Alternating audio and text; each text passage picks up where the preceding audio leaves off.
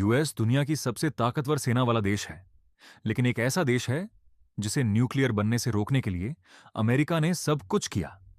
Cyber attack, scientists की हत्या, sanction, deal deal तोड़ना और वॉर की धमकियां। वो देश है ईरान। अब सवाल यह है कि आखिर ईरान के न्यूक्लियर बनने से अमेरिका को इतना डर क्यों है।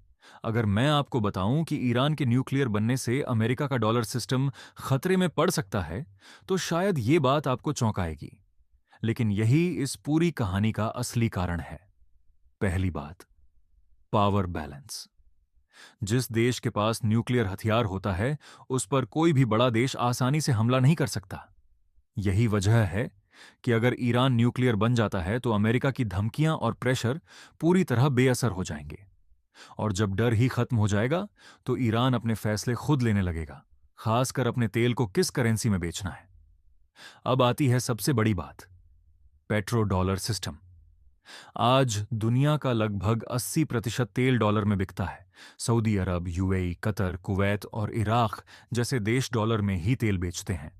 यही वजह है कि डॉलर पूरी दुनिया की सबसे मजबूत करेंसी बना हुआ है।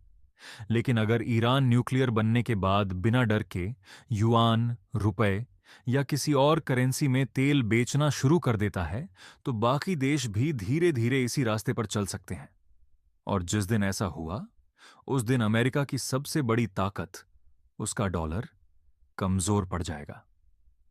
इसका सीधा असर यह होगा कि अमेरिका के लिए सस्ता इंपोर्ट करना मुश्किल हो जाएगा, महंगाई बढ़ेगी और दुनिया के बाकी देश भी अमेरिका के सैंक्शन से डरना बंद कर देंगे।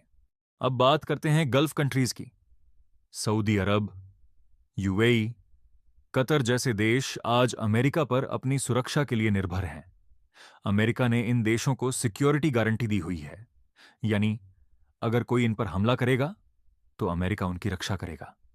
बदले में ये देश डॉलर में तेल बेचते हैं, जिससे पेट्रो डॉलर सिस्टम मजबूत बना रहता है।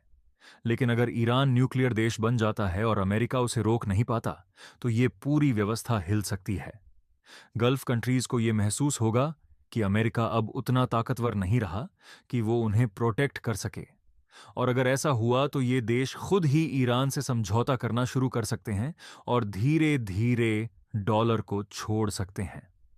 इतिहास में एक ऐसा उदाहरण पहले भी देखने को मिला है। लीबिया के नेता गद्दाफी ने 2003 में अपना पूरा न्यूक्लियर प्रोग्राम खत्म कर दिया था और अमेरिका पर भरोसा किया था। लेकिन 2011 में उन्हें सत्ता से हटाकर मार दिया गया। इस घटना ने ईरान को एक बड़ा सबक दिया कि अगर न्यूक्लियर ताकत नहीं होगी तो सुरक्षा की कोई गारंटी नहीं है। इसी वजह से ईरान ने कभी पीछे हटना स्वीकार नहीं किया। 2015 में जब अमेरिका और ईरान के बीच न्यूक्लियर डील हुई, तो ईरान ने अपने प्रोग्राम को सीमित करने पर सहमति दी। लेकिन बाद में जब अमेरिका ने खुद ही इस डील को तोड़ दिया, तो ईरान ने फिर से अपने न्यूक्लियर प्रोग्राम को तेज कर दिया। अप्रैल 2021 में एक और बड़ा मोड़ आया। इजराइल ने ईरान की नतांज न्यूक्लियर फैसिलिटी पर हमला किया और वहां के एडवांस सेंट्रीफ्यूजेस को नुकसान पहुंचाया।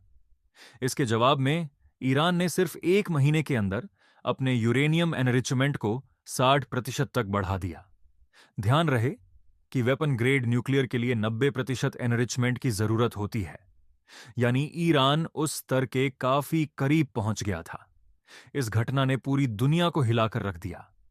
इंटरनेशनल एजेंसी आईएईए ने भी इस बात की पुष्टि की कि ईरान ने 60% तक एनरिचमेंट हासिल कर लिया है।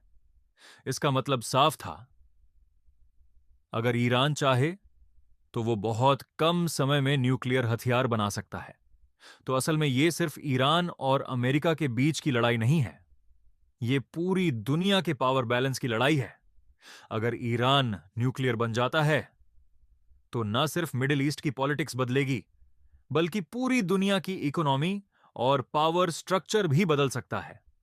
और यही वजह है कि अमेरिका ईरान को न्यूक्लियर बनने से रोकने के लिए हर संभव कोशिश कर रहा है, चाहे वो सैंक्शंस हों, साइबर अटैक्स हों या फिर डिप्लोमेटिक प्रेशर।